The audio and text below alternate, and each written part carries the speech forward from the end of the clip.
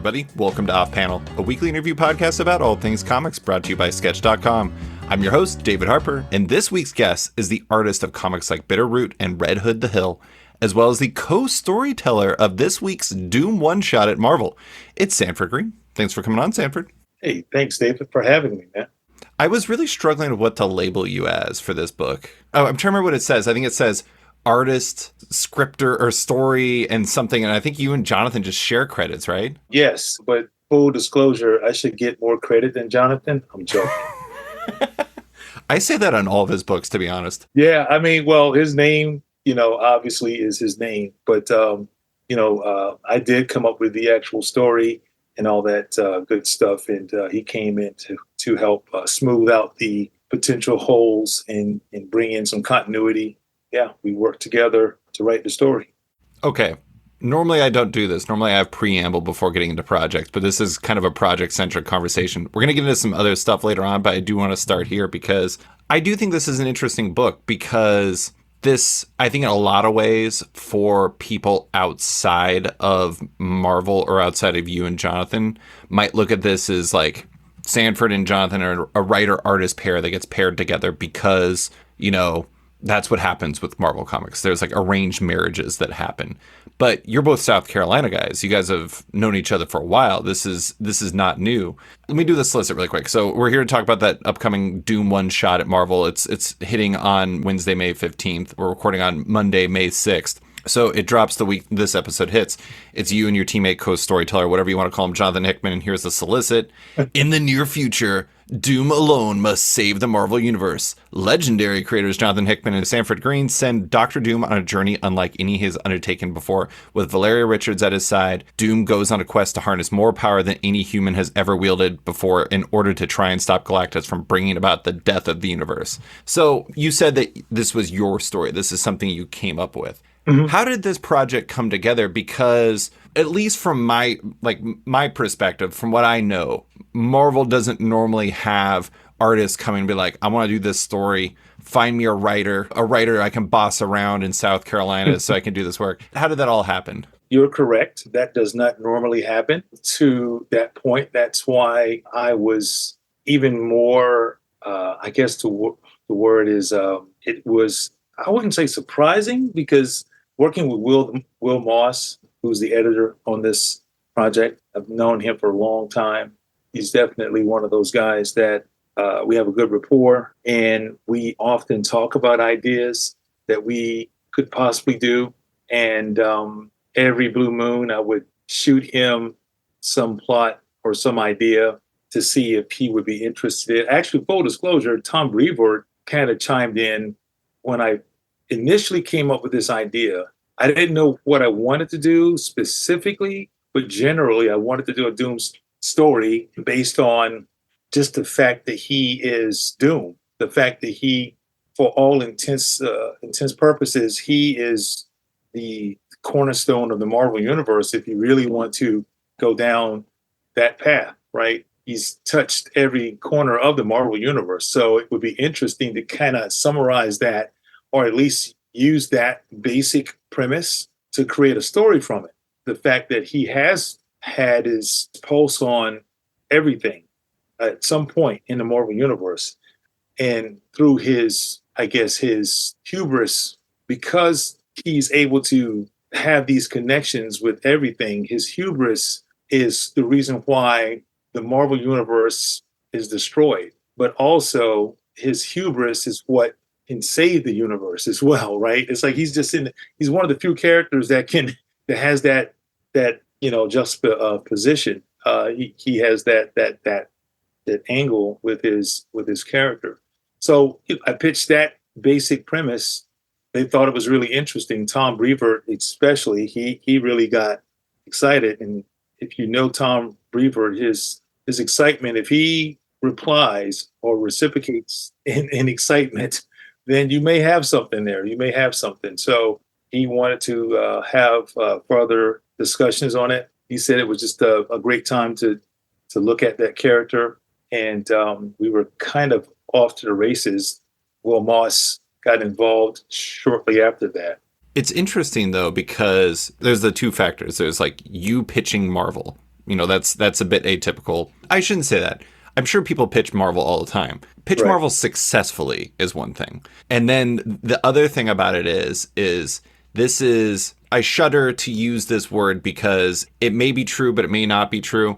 It's kind of like an end story. It's like Marvel did the ends. There was like Hulk the end and this the end, all these different stories in like I think the aughts. And this is Yep. kind of like Doom the end in some ways. It's a possible ending, so that kind of makes it like out of continuity. It's not, it's kind of like Avengers Twilight right now from Marvel, where it's like operating in a space that is not in the current stories. That's also something Marvel doesn't do. Correct. It's kind of an interesting thing in that regard because it's all these things that Marvel doesn't do, and yet here it is. Here it is. Here it is, man. Again, call it luck, timing, the right story. This upstart writer Hickman being involved. Finally, somebody's giving that guy a shot. Yeah, giving him a shot. That is, I think, is a combination of all those things, right? And again, just kind of having that character is the right character for something like this. You could do the end, if you will, story with other characters, but this Doom is one of the few, if not the only character, that you can do this story from both aspects, from protagonist or antagonist to a protagonist, all in one, as it happens all at once. He's one of the few characters. So again, it was just all those combinations coming together to create this moment. And what you said about pitching successfully, doing it this way, that full disclosure, they wanted to do something a little more elaborate in terms of a miniseries or what have you, but I felt it was better served as a one story, this moment that we can tell this story that really is about every moment in the Marvel Universe for the most part. Just telling it in this one issue was more than enough to convey what we wanted. And I think if we did anything else, it would have felt a little too dragged along, maybe. But I felt confident, And again, this is my first, venture into writing. So Yeah. I didn't want to go that far into something and kind of get stuck, if you will. I mean, I'm sure Jonathan would have been, more than capable to pull me out of the deep end of the well if need be. But I felt confident with this finite story. And, plus he's a busy guy, right? He's got a few things on his plate. So I just wanted him to see what I was trying to convey, and I wanted to do it in this moment. And he said, okay, let's tie it all together. It is interesting because it is so specifically oriented on Doom. I mean, obviously there's other players. There's Valeria Richards. There's Galactus in there. Galactus more is just like a pure being of destruction. That guy is hungry in this. Very hungry. Very hungry in this issue. Yes. Were you a Doom guy coming into this? Like, what made him such an object of fascination for you that you wanted to pitch your first writing venture on that character? Absolutely, man. I am a Doom guy. I'm a Galactus guy. I'm a Marvel mythos guy. Or you're probably a Kirby guy too then, right? I'm a Kirby guy. And I love the millions of different branches that Marvel is connected to. I mean, to some degree, that can be a detriment, these days, trying to deal and connect with all these things. But I just wanted to touch on it, not go too specific about any of this stuff, but just know that there's so many different facets to the Marvel Universe. And again, the one character I think that has had his also in all of that is Doom on some level. He's either knowledge of it or interacted with different events, different touchstones of the Marvel Universe, if you will, all those things. He's that character. And so again, being fascinated with all that stuff, it just felt like, I guess the story just started to really come together, or at least the plot overall started to really come together because of all those fascinations with those various elements. I do think the thing that's really interesting about it, and maybe this is something that kind of comes together in like the collaboration with Jonathan, is this is like a massive story of like literally the end of the Marvel Universe, basically. I mean, I don't think that's a spoiler. I think it says it literally in the solicit, so it's not that big of a deal. It's like either that is, everyone gets a scoop. Exactly. Well, Galactus is hungry. There's not a lot of other end results when that guy gets hungry. He doesn't go to Golden Corral. He goes to every planet he can possibly find. That's right. But the thing I think is interesting about it is it's such a personal story too. It's like so about those characters, and it's so about like understanding Doom through like the prism of Valeria and through the prism of his actions, and kind of like you talked about the juxtaposition where it's like he kind of like, I don't know, I don't want to spoil anything, but it's just like he's got his Doom way and then everyone else has got their way. And Doom's going to do his way or the highway. And this time it's like the cosmic highway. He's going to go out there and he's going to do his thing. And I do think it's interesting because it's this massive book, but in a lot of ways it's really just a character study. And I think that that is one of the things that really makes it pop as much as it does, is it's just an incredible look at this character that's so fascinating. Oh yeah, absolutely, man. You should use what your quote as a plug for promotion, man. I mean, that's exactly what it is. It's about looking at the different aspects of Doom, and even farther, looking at the relationship between him and Valeria. You Mm-hmm. know, someone who, for all intents and purposes, is kind of like the female version of him. You know, so he sees obviously himself in her, and even how the story comes about. It's like, without going too far down the spoiler side of things, that's the very thing that kind of gives him purpose in a way, to some degree, that relationship with her. I mean, it gives him humanity too. It gives him humanity, but the relationship with her represents their relationship specifically. But then if you go a little deeper, it's about, again, humanity. It's about the Marvel universe, if you will. He doesn't necessarily, he wouldn't see it that way until he does. So that's not a spoiler thing, but that's just kind of where things evolve with him as a character. Mm-hmm. So we joke around about Jonathan. Jonathan is obviously a big name. Hickman is a big part. He's an architect of the Marvel universe and everything like Oh, that. absolutely. Yeah. You two, like I said, are both South Carolina guys, and from what I understand, had been talking about doing something together for a bit. At what point did he enter the picture, and what, like, was that your idea? Did you want to bring somebody on because this was your first attempt, or how did that all happen? Yeah, we've known each other for, man, before comics, to be honest with you. You'd been coming up around the same time, right? Yeah, young and spry, man. We're trying to figure things out. Actually, Heroes Con in Charlotte was the first time I met him back in 98 or 99, one of those two.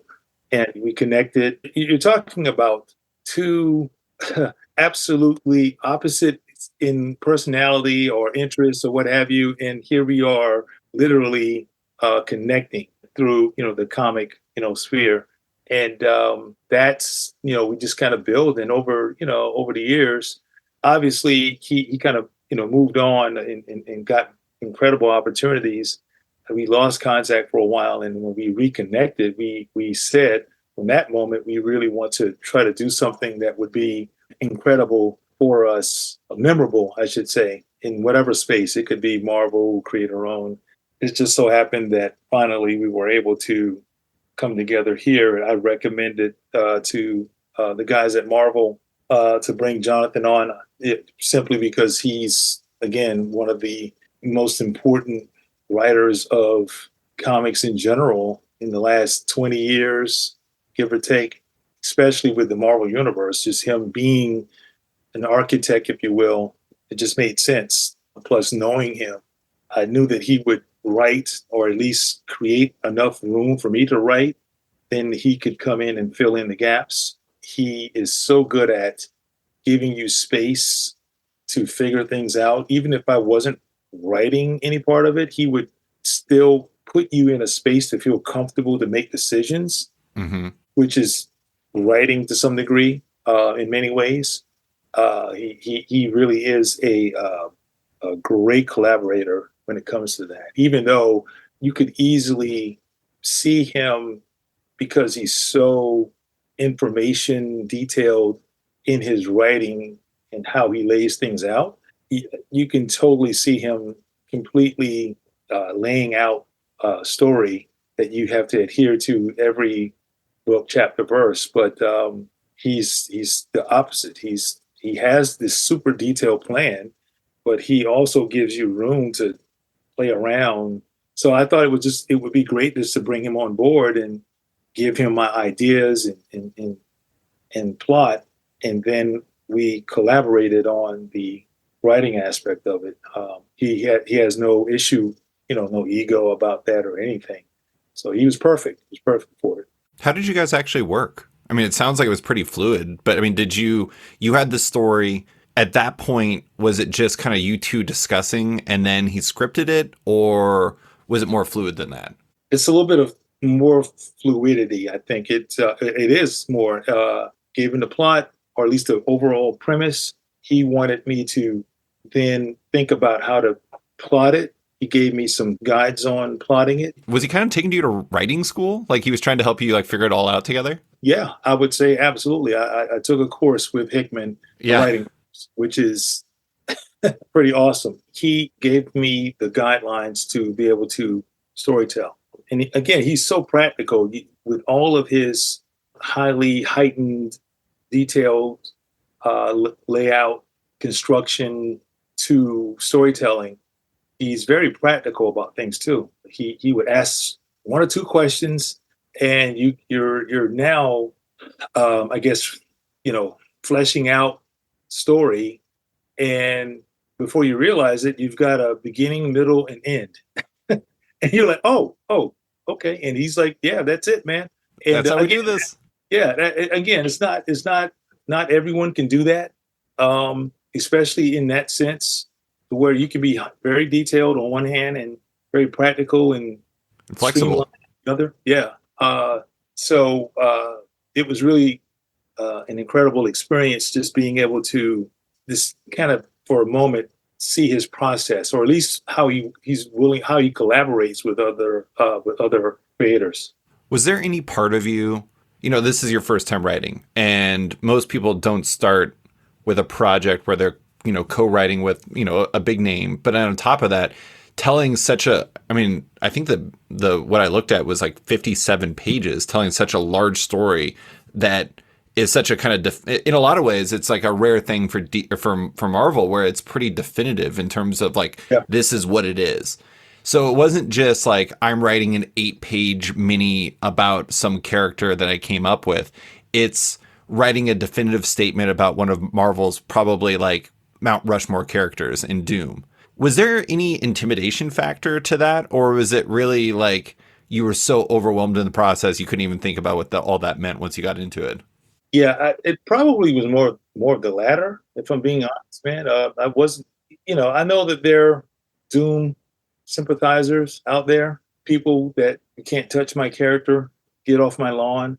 But that's part of why I felt comfortable about it, because I'm kind of one of those characters, one of those people as well, for Doom. Like I see him in this way because honestly, he was written, the stories about him are about him being the end all be all, how he sees that and views that. And there's no wrong in that. Again, his hubris, that's the essential Doom, if you will. And so I just kind of dived into that and let the chips fall where they may. Plus, the mere fact that it's such again, I think the grandness of it kind of takes away from any intimidation, because I'm so focused on trying to convey the grandness of it, right? That even to some degree, the grandness of it is the frosting. Yeah, it's the frosting of it. And you keep carving away the frosting, and then you get to the different, again, using cakes as analogies, you get to the first layer, it's about Galactus and his hunger, or then you go to the next layer is Doom and his hubris and how it's the thing that has caused this moment, and then the relationships, and then maybe even to some degree how it affects everyone else, the Marvel Universe in general, just that in itself. So I was just focused on mostly trying to make this thing as grand as possible. And so it pulled me out of any other insecurities or what have you. And now, a quick word from one of our sponsors. Looking for the right place to read digital comics? You can find it at Omnibus. Omnibus is a modern digital comic book store and reader app carrying your favorite single issues, volumes, and omnibuses all day and date. It's just like a comic book shop where you pay per book, but digital. And the team at Omnibus has massive news. It's now available everywhere, including iPads, iPhones, Android devices, and its web reader. However you want to read comics, you can find it on Omnibus and all in your pocket. Looking for an ideal digital comic book store with an excellent shopping and reading experience? One that uses novel discovery features that helps fans find their next new favorite book, and one that features many of the best publishers, including Image, Boom, Dark Horse, and more? You can find it all on Omnibus at omnibus.app. And now, back to the show. I think this is the first time in comic book history that there's been a comp between cake decorators and comic creators. So I really like to think we just set a record here. But, one advantage to this is, in a lot of ways, Hickman is kind of, I don't want to say the defining voice for the relationship between Valeria and Doom, but in a lot of ways he kind of is, especially for a lot of modern readers. And that's one of the things I think is interesting is it seemed like, from the outside, it sounds like he really was trying to, his role was to support you. Because that's one of the things I think is interesting is, in my mind, Hickman doesn't seem like the type of person who likes revisiting things, and yet this is him revisiting some characters that he had some finality with. Did he have any resistance to revisiting these characters initially, or was it really just let's have some fun and make something cool? The latter, for sure. I think that's what makes Hickman so great in that sense too, is that he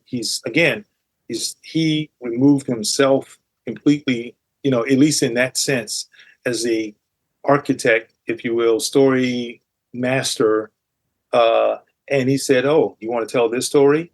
You want to use this angle or focus, if you will. You want to use Marvel Universe, if you all the things that obviously he's touched on some level at one point or another, and all that stuff. He was just like, okay, cool. Let's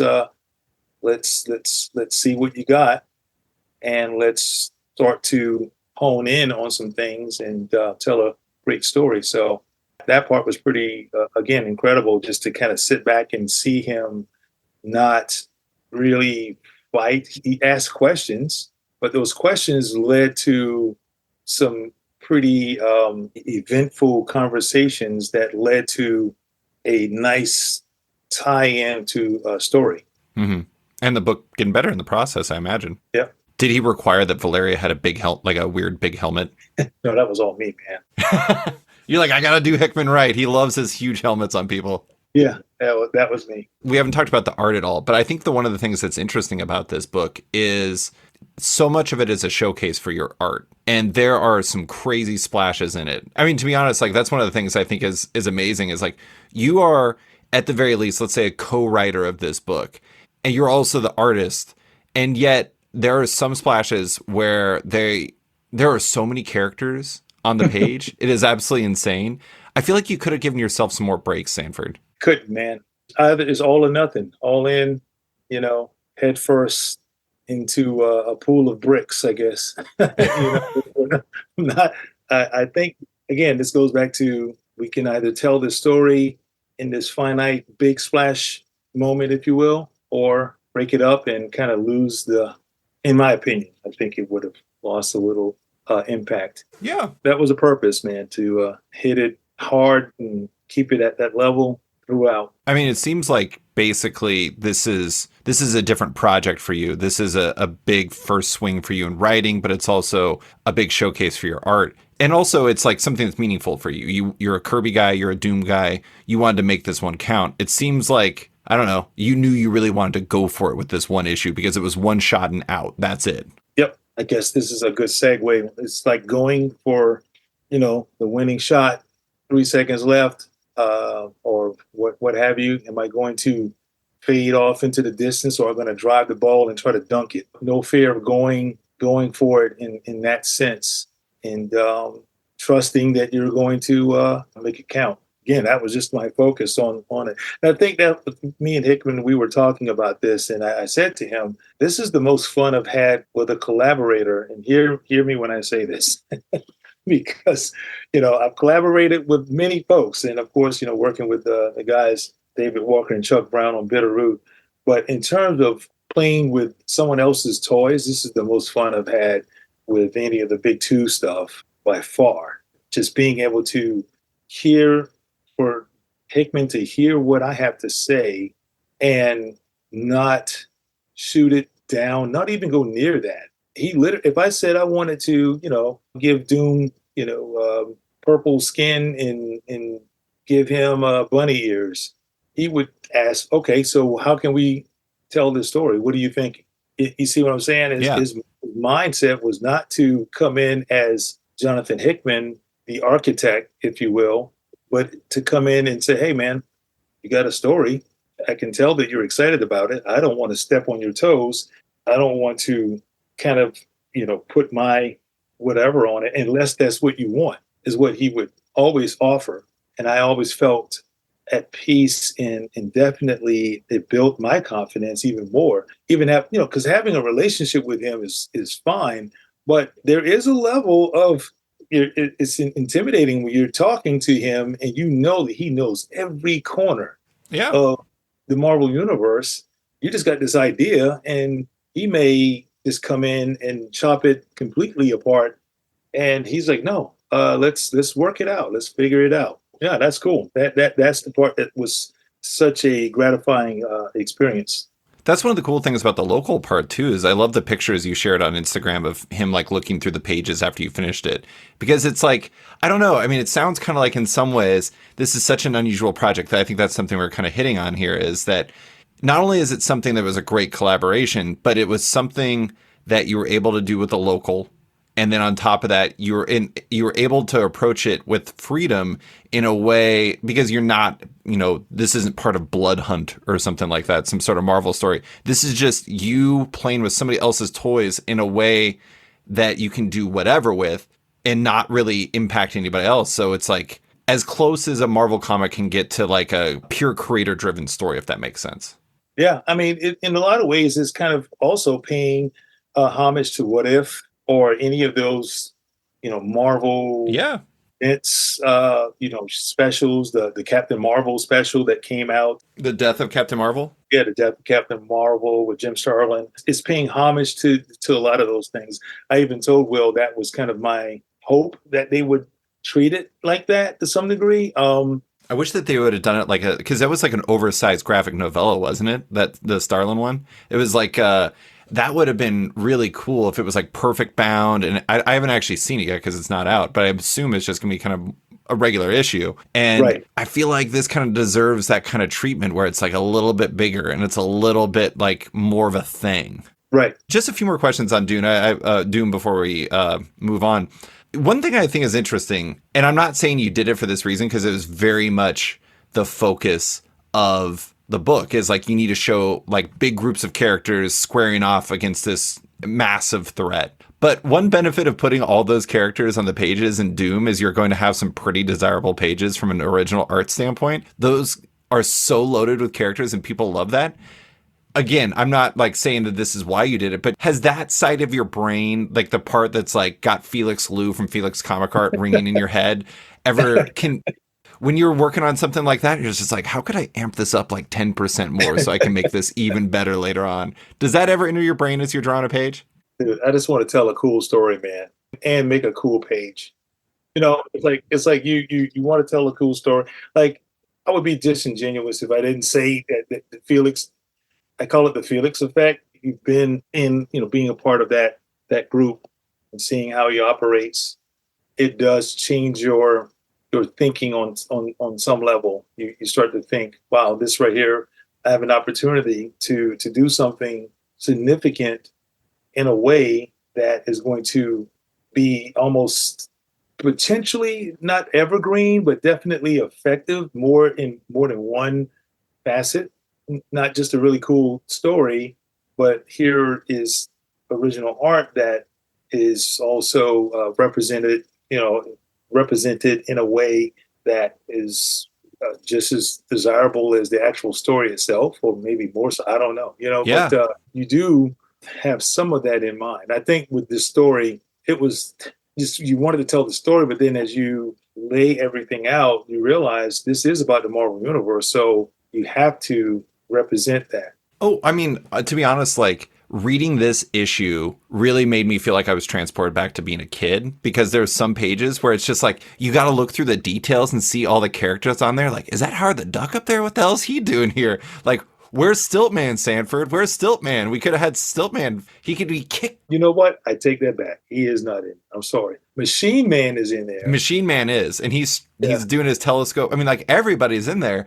And like, that's one of those things that's always, it's funny. It's like, it shouldn't be this cool, but seeing a page that's just absolutely loaded with characters and like drinking in those details and being like, oh, he did Russell Dowderman's design for Storm, and he did like the classic version of Machine Man, and he did this like the Steve Gerber version of Howard the Duck. And it's just like, there's all these like, I don't know, details in there. And I think that stuff, that's one of the things I think is interesting about this issue, is it's both like this smart and thoughtful look at this character, but also it's got this like deep fanboy nature to it. And I say that with total respect.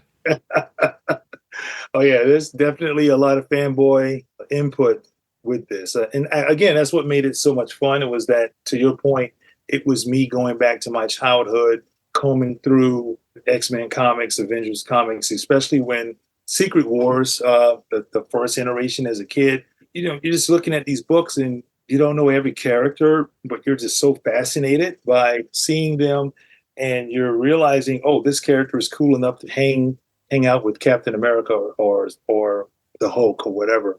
Yeah. Oh, this villain is a part of, this guy's a villain because he's over here with Doctor Doom or with, name whatever character.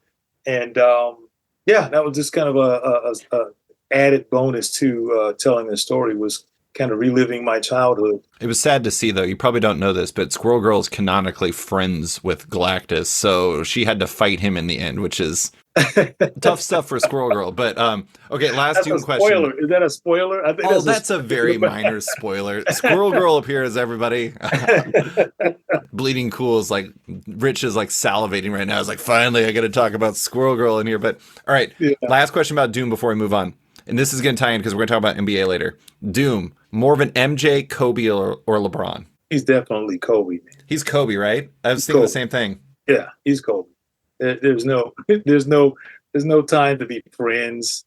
It's about the mission. It's about getting the job done, and you can come along or you get out the way. Either way, and I think that's a little bit of MJ as well. If you know his tendencies, especially watching that documentary, you see it.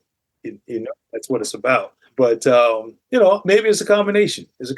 Maybe I would, now that I think about it, it might be more Jordan than Kobe. I think personality-wise, he's more Jordan, but I think, I say this with respect, he loses too much to not, like, he is like Kobe in the sense that he's seen the big wins and the big losses. And also, frankly, Doom would never have a Wizards phase. Yeah. Doom would never be at the peak, not be at the peak of his powers. There is no Wizards, only Doom. Yeah, exactly. Yeah, it's like, he wouldn't join any other. Yeah, he's a one-team guy. Doom's team, Latveria's team. That's it. I think Kobe is the pick, but yeah, that is funny. When I was listening to you talk about the NBA stuff, I was like, I gotta ask which character he'd be. I knew it couldn't be LeBron. LeBron's too much of a team player. Yeah, LeBron is more of a Marvel character. Who would he be? I don't know. Dare I say, Scott Summers? No. What about Iron Man? Because he does have like a little bit of toxicity to him, but he's also achieves greatness. I don't know. I mean, don't you think Cyclops? Yeah, Cyclops. Yeah, he's got a lot of toxicity to him too. He's very toxic, man. Maybe too toxic. I mean, he's a leader. He's a leader. People will follow him reluctantly or wholeheartedly. A Cyclops' brief foray in terrorism is basically LeBron on social media. Yeah, I mean, Tony is a good pick too. He's a good pick. It's tough. He doesn't have alcohol, issues though. That's true. He's pretty straight-laced. He is the NBA's only billionaire, and Stark is the only superhero billionaire. Though, there you go. Yeah. Okay, so before we get further into NBA talk, I did want to talk about this moment in time for you because, like, just at least from how I perceive it from the outside, because it kind of reminds me, where you're at kind of reminds me of where Scotty Young was when I chatted with him on the podcast last, and that you obviously have a lot cooking. You got this Doom book that's hitting this week. It seems like, according to an interview to John Suntress, you are currently drawing on that board behind you some Bitterroot. So I know you have that coming to a degree. But for the last while, there's been no clear next project. You've had Across the Spider-Verse, you've had all these other things, but where do you find yourself right now as we're about to say hello and goodbye to Doom? Like, do you find yourself in kind of a strange moment, or is that just because we can't really see what you're doing? You can't see what I'm doing. It's pretty much it, man. I will say though, it's by all this from at least since I would say when Bitterroot started. That was probably more of the question for that time, the one that you just asked. Like, Sure. where am I? Where are things? And then I did Bitterroot. Did that change things for you? It very much so changed things, man. I remember, I'll give him full credit for this. Mike Richardson over at Dark Horse reached out to me years ago, and he wanted me to come over and do something with Dark Horse, a creator-owned story. And I was in that phase, like most creators around that time. I'm thinking more about the big two, getting my big shot at name the character Spider-Man, Batman, whatever, and hadn't really had that shot yet. Although I did a lot of stuff, but it was like stuff in spurts. And he asked a question about who was the last artist to draw Spider-Man, and I think I couldn't remember who I said. And then he said, "Well, what about the artist? Who was the artist before him?" I couldn't answer that. And then he asked about who was the last artist to draw Batman, and I didn't really know. And then he asked a question about, well, who was the last artist to draw Hellboy, and who's the person that have drawn, the artist or the creator that drew it was Frank Miller, not Hellboy, but Sin City. And so when he said that, he asked that question, I quickly got his point, but I still wasn't sold it within myself. Shortly after that, we did our run, me and David, on Power Man and Iron Fist. That's when the doors started to really open, and we decided to. There's several reasons why we decided to go and do Bitterroot right after that. Part of the reason was we saw the opportunity to create more diverse characters, because that was kind of the beginnings of characters having more voices with the characters, especially in the big two. But we also knew that there needed to be voices beyond that. Ownership to some degree is where it really started to play out for us. We wanted to have ownership, and so that's where Bitterroot came in, along with Chuck Brown. And man, it's been night and day from that point on. So looking back on it, I definitely understood what Mike was saying. And, since that point, I've been able to really control my career. I do a lot of stuff behind the scenes by choice, because Bitterroot is the thing that was is such an evergreen thing that I understood that I thought that I needed to have the big two moment. I needed a big two moment. I needed that thing. And yeah, that may be true on some aspect of it, may have been true, but Bitterroot kind of took that and just erased it pretty much completely. I really believe that's part of why I'm able to do this Doom thing. I had a voice over here that was recognized in all these different aspects. We won all these awards and all this stuff. We got a movie deal out of this thing. It's just an evergreen thing, and it has gone beyond the comic industry. It's in the academic sphere. Our book is being used as curriculum at universities all over the country, the world. It has definitely benefited me in that way. So, long story, I've been able to navigate my career to where I don't necessarily need a monthly, to live. You can pick your spots.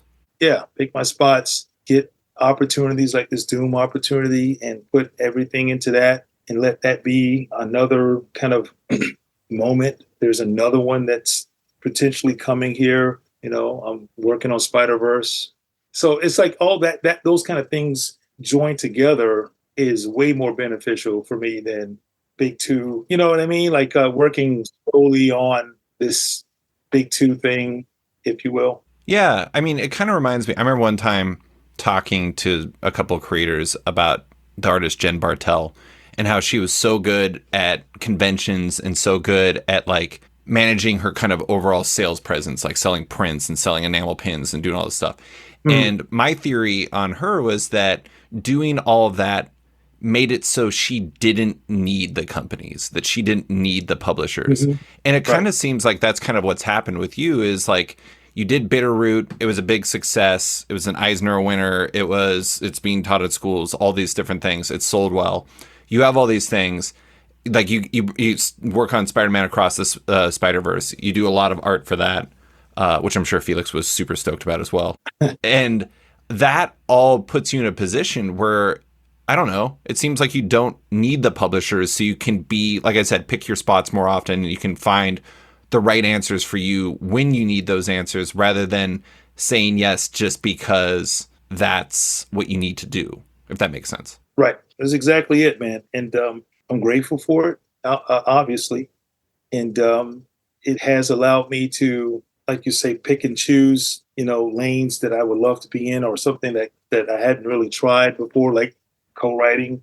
The next step is, completely writing my own thing and drawing it, right? That's kind of the trajectory that, headed towards. So that's in the works, is in the works. So, and that's kind of I don't know, a couple of years out to some degree, but every part leading up to that is laid out. And again, I think it all started back. With Bitterroot. Yep. Are you interested in writing for others, or are you mostly just interested in writing for yourself as an artist? Let me drive myself crazy first before I drive someone else crazy. Solid play. I like it. Right. Right. It's coming though. That's the plan as well. Yeah. I mean, that is the thing though, is like I think that, you have different opportunities than you had before. And I think that's a great thing. But there's two things. One, there's having the opportunities. Another thing is being open to the opportunities. And it seems like you are open for business and finding the right solutions for yourself at this point. Yep. Correct.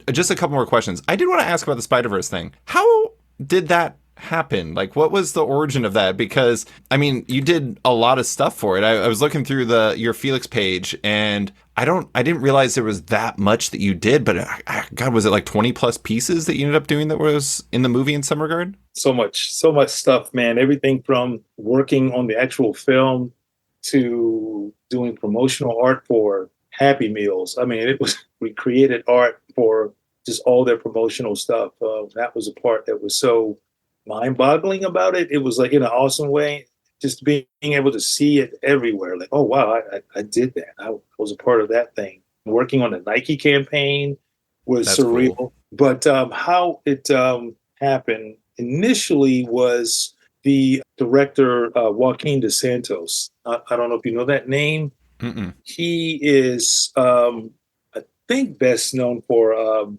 Avatar: Last Airbender. I think he directed all the seasons of that, or at least he co-directed. There were a few directors on that. Justice League Unlimited, I think, was where he really started to blossom as a director. We were friends. We met years ago. A lot of those guys, and this is part of, I think you mentioned with Scotty Young and his, trajectory and how like a lot of artists around from my, I guess, my school, if you will, there was a point in time where doing animation, the animation industry was more excited about us than the comic industry. So we did a lot of development work in like 2007, 8, 9, 10, somewhere around there, maybe even 11 and 12, somewhere in there. I did a lot of stuff. So I got acquainted with a lot of different animation directors, and he was the one. We stayed in contact, often would hang out. He told me that he had something pretty big coming up and he wanted to talk to me about coming on board. Long story short, I'd already forgotten about it, got an email. He said, "Hey, man, remember that thing I was telling you about? Well, you got a second?" Signed an NDA, then had our Zoom meeting, Yeah. and then he told me about what they're doing and where things are. He showed me some visual stuff.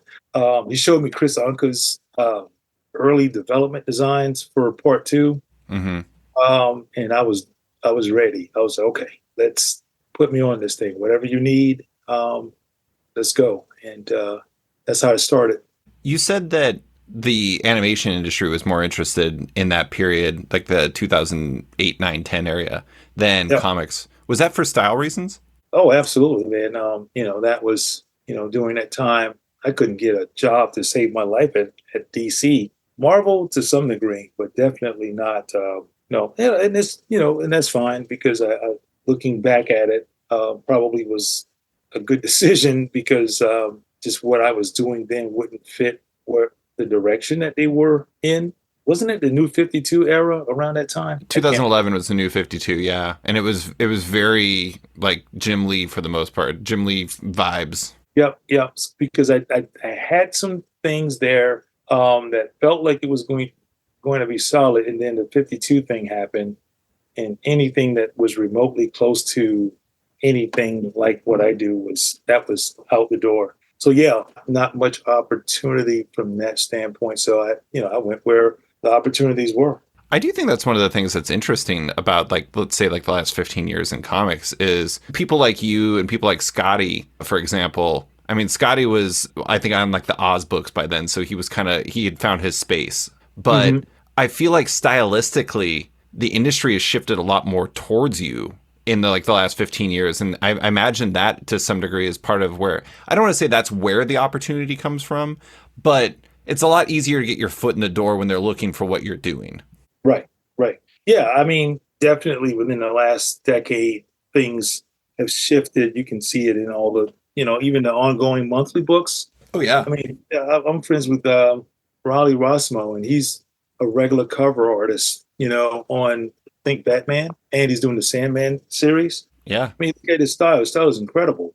10 years ago, or 15 years ago, that's not a thing they're looking for. No.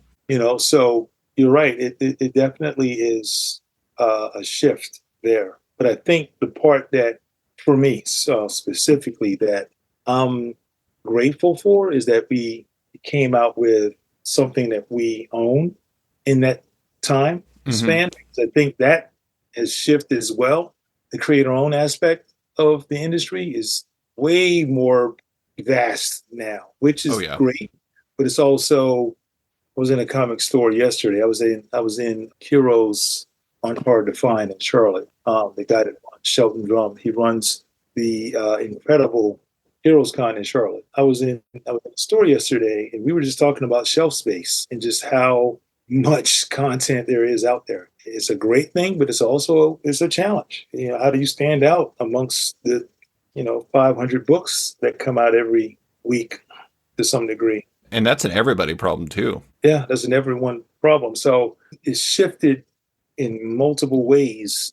All, from the surface, all of that is great, but there's also practical side of it that we have to really take notice and try to navigate or better yet, cultivate in a way that it benefits everyone, if that makes sense. The industry as a whole. But yeah.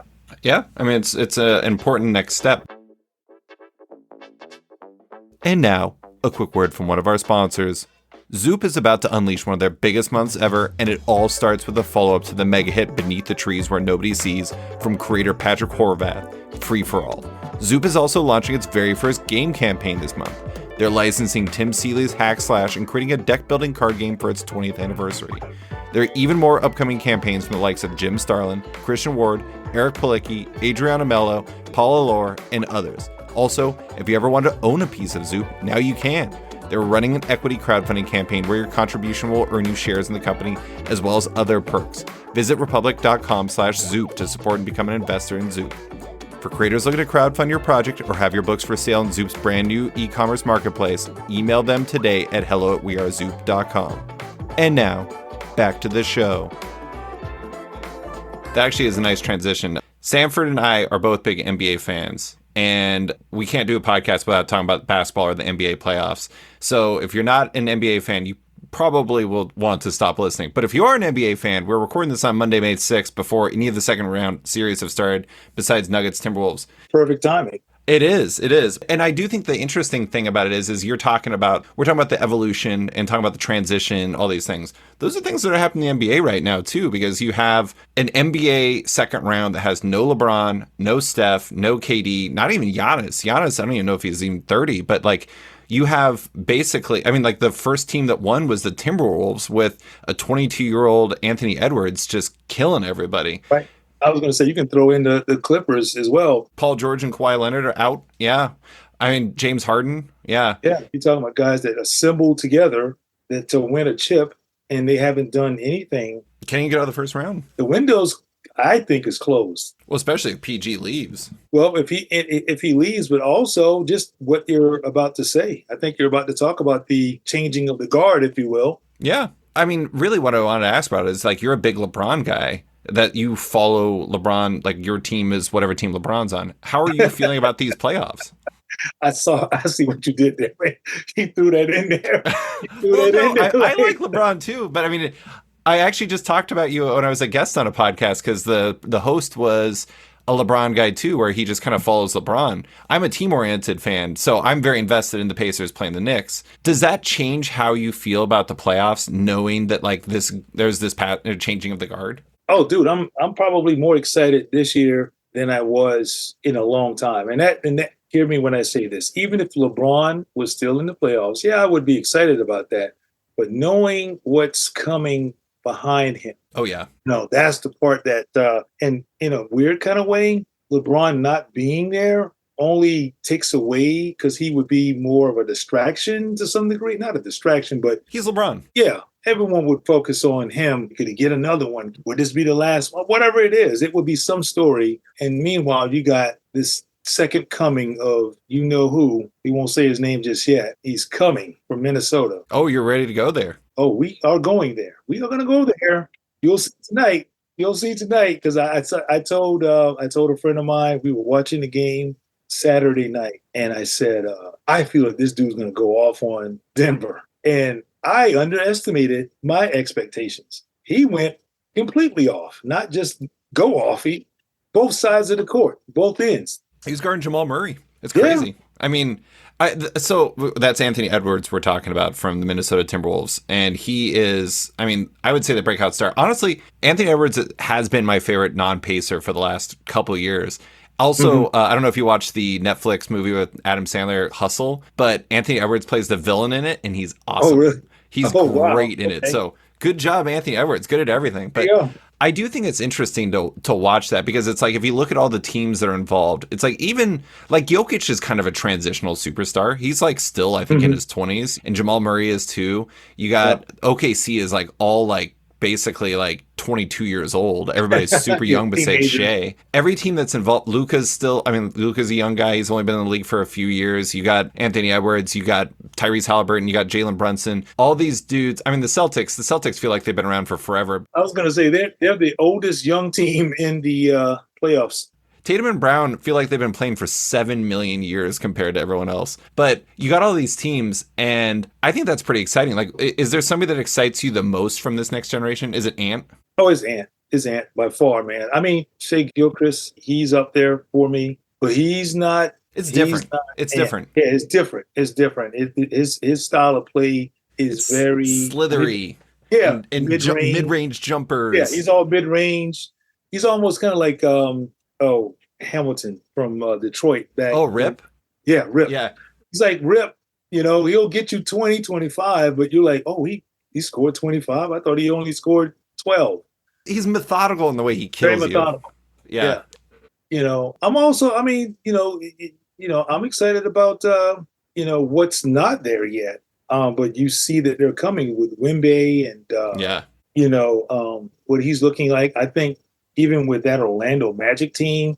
Oh, man. Banchero was awesome. Yeah. I'm watching these guys, and I'm like, they're deep at every position. Like, that part is the changing of the league as well, where it's more OKC team. Like, Minnesota is the height of all of that type of thing. I think to some degree, the Pacers are like that too. They're deep and young. Mm-hmm. It's like that old formula that OKC did when they had KD and Harden and Yeah, Westbrook. Yeah. just ran into a buzzsaw, with another bigger three. That's all. That was just as deep, I think. Wait, really quick. Did you know that I actually somehow didn't know this? KD, Westbrook, Harden, and Ibaka were all under 22 in that series. It's insane. How did that team never win a championship? Because they immediately traded Harden. That's why. Well, that's what and then I hate to say it was Harden. I think Harden has been a liability since then. He was a six man then, though. He was a great six man. That was the window. I mean, no one could have predicted that was the window, but that really was the last time you felt like this dude was an absolute killer on both ends. Mm-hmm. After that, he literally became, I don't know, more selfish of a player. He just didn't have the ability to fit a team. The Clippers this year, it's kind of an outlier to some degree, but I think there are four players on that team that are the exact same in terms of how they impact the game, right? All four of those guys are the exact same way. They may not score the same, but how they impact the game is the same way. And that's inconsistent. They're all inconsistent. What was the Harden had that line when he got traded over to the Clippers where he was talking about how he had to like fit into the Sixers and he was looking forward to going to the Clippers where he didn't have to do that. And he's like, I'm not a system player. I am the system. And I'm like, dude, this team is not going to work. This team's not going to work. I don't know where Harden could go. I mean, obviously, it's probably going to be where he sucks the team dry because, like you said, I don't see all four of them staying. I don't know what Kawhi can stay because I don't think he's going to be worth anything. I mean, he already re-upped too. He's the only one that's re-signed. Okay. Yeah, I mean, he's just not. He's. I don't know. I have this weird theory about Kawhi. I don't want to. I mean, my wife's from San Antonio. I've met a lot of people who have weird theories about Kawhi. Yeah, he's a weird one. Okay, so I did bring up the LeBron thing. I'd never met a player above team fan before I actually met you. What are you going to do when LeBron retires? Are you going to have a new team or player you follow, or are you just going to be like a general NBA fan? For the record, I do have a team. I have a team that I've always rooted for, low key. It's not Charlotte, is it? It's not Charlotte, but the Heat. Oh, I knew you were going to get up. At least it wasn't the Knicks, I guess. No, it's not the Knicks. But the Heat was the team that I would always go, okay. It's just built well. I mean, if you really think about it, there's no other team in the league that is a destination team, but the organization is tight as well, right? You can argue that the Lakers organization is not that tight. It might be a destination, but the organization is a little funky. Oh, yeah. I'm sure Darvin Ham would agree with that. Right. Yeah. I mean, what's-his-face would agree with it as well, the coach for Phoenix. Oh, Frank Vogel. Poor Frank Vogel. Yeah, Frank Vogel got screwed. He won a chip, still got fired, man. But, that place is just real shaky, in terms of organization. So the Heat's the one place where it's solid from top to bottom. Yeah. It starts with Riley. Yeah. Starts with him. It's crazy that Riley's been doing this for so long. When I was a kid, I always tried to slick my hair back like him, and it never worked because I had the wrong type of hair. But I always thought he was like the coolest guy. I'm like, this guy just seems like so intense, but so cool. All right, just two more questions. There's two versions of this question. I'm going to start with the one that is more fun. Who do you want to win the NBA title this year? Okay. You don't have to say the Pacers. I'm not going to be mad at you. I am going to be mad at you, but I'm going to keep it private. No, you're gonna get mad outwardly if I say these guys. You're going to say the Knicks, aren't you? No. Okay, as long as it's not the Knicks. I was going to say Boston, only because I just feel like they have been close and then not close, and you're like, this ain't going to last much longer. Like, if they don't win it this year, I don't see them staying together next year. It's kind of pointless almost because you've had, 5 years, 6 years? Two different eras. The Kyrie, Gordon, Tatum, Brown team even was and like now they have the new version. That version I did not believe in. I believe in this version. Yeah. Over that one. I don't disagree because one thing that always bothers me about the NBA is people make rings such an important part of the legacy. I feel like Tatum is going to deserve a ring by the end. And I think this is probably going to be his best chance. Drew's a great dude. Derek White's awesome. Porzingis, I've always had mixed feelings about Porzingis, but I would love Al Horford to get a title. Al Horford, out of everyone in the league, needs a ring. Yeah. The dude is the same age as LeBron and never had a ring. I don't even know if did he make the finals Well, last year, Last year, they but then that's few. There's only a handful of times he's even made it to the finals, let alone, yeah. winning. So, winning it for him because this dude, this is it. I think this is his last season personally, but he can play. But I think if he wins, he should go out as a champion. Yeah, I'm not opposed to that. Obviously, my want is the Indiana Pacers to win, but if the Celtics won, I'd be like, that's pretty cool. I mean, like that's a team like Jaylen Brown, good for him, good for Tatum, good for all of them. And they're really expensive. Like you're right, that team can't stay together for much more than like 2 more years because otherwise I don't think they can afford it. Like they're gonna be crazy expensive. Right. Well, I'll say this too. Tatum has got to show me something different, man. I don't know what it is about. I mean, that's part of the reason why, like, Tatum and Brown have just turned into basket cases in the playoffs so many times. If they don't make it work this year, they're going to own that forever. Yeah.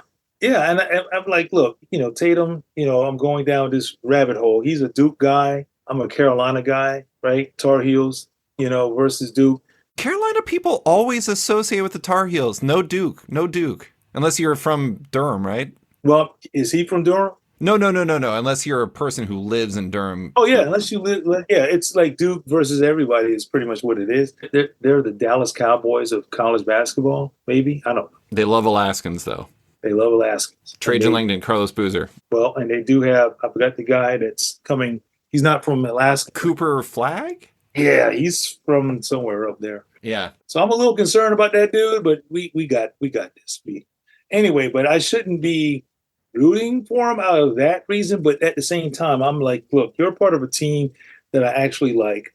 I like the coach. The coach is a little weird. He's like an alien. Missoula. He's obsessed with The Town, the movie with Ben Affleck, which I think is hilarious. He looks like he will stab you where you stand, kind of thing.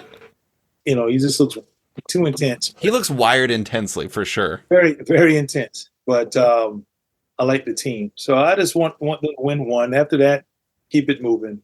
Okay, so now here's the important follow-up. Who do you think will win? Try not to be knee-jerk, but I do think Minnesota? Well, no, only because I'm trying not to be knee-jerk. You get that one game. We'll see tonight. Yeah. I mean, if they go up 2-0 on Denver, it's going to be tough sledding. It's a wrap. And I don't see any other team in the West that matches up. OKC can run up and down the court with them. That could be a potential issue. But the size will eventually get them because they don't have any size like Minnesota. I mean, in Dallas, I just don't see them. They're fun. Yeah, they're like a step below where Minnesota is, or maybe 2 steps to some degree. You got 2 great skill players, but they got positions to lock them up. Minnesota does. Mm-hmm. They just got them. I mean, it's what's happening with Denver. Who will win? Okay, I'll say Boston simply because of home court. Right. I also think that they're a safer bet because as much as I would probably say Denver, but I also just don't know if they're going to beat Minnesota. And so right. if you asked me next round and I knew that Denver had made it through, I'd probably say Denver.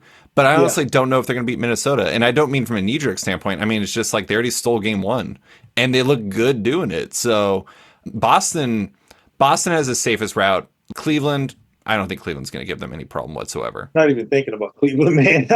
Yeah, they're like, this is easy street. Whoever survives this. Struggled against Orlando. Orlando is a young team. They're long, but they're not good shooters, and they still struggle because Cleveland struggled, right?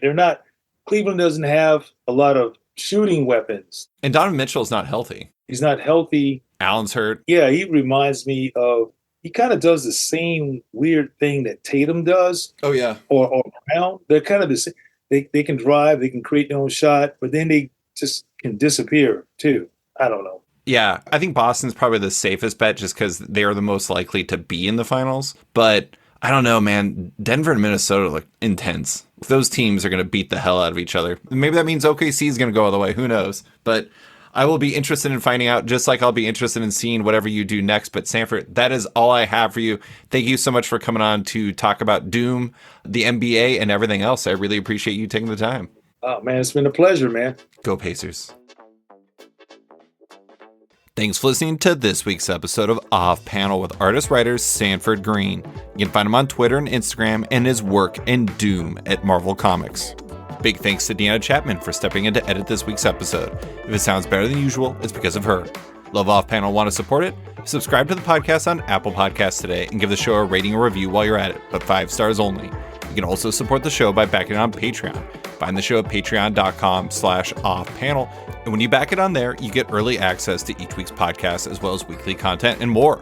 Want even more? Subscribe to my subscription comic site Sketched at sketch.com for long-form articles, interviews, and the rest of the site's content.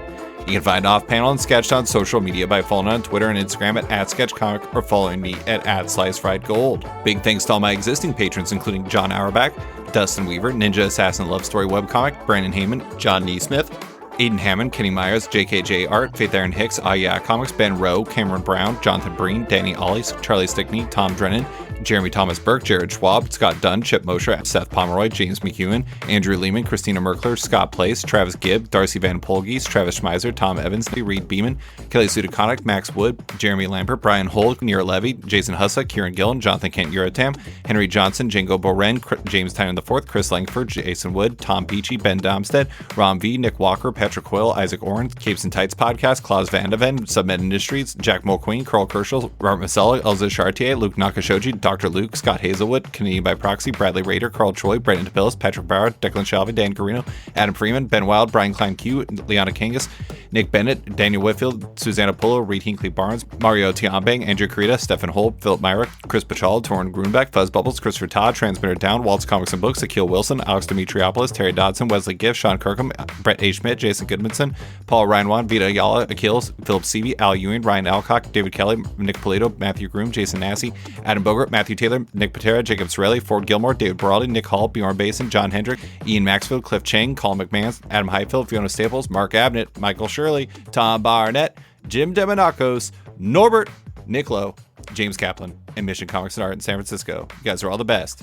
A quick thanks to Wolfpack for letting me use their song Outro as the show's opening theme, and to Upright T-Rex Music, who wrote and performed Odd Panel's outro and ad music just for the show.